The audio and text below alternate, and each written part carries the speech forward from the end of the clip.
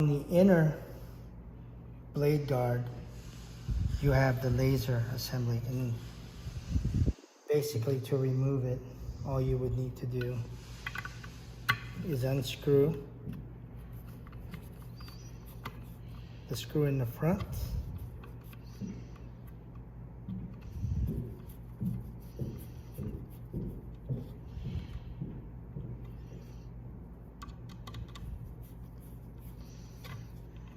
like so.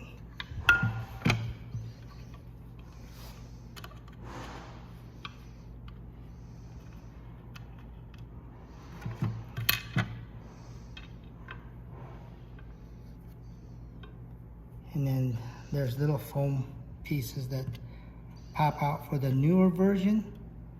If you have the older version, this will be filled with silicone just like it is here, and you just pull that out.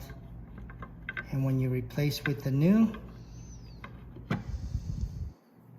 you would silicone where these foam pads are if you don't have the foam pads.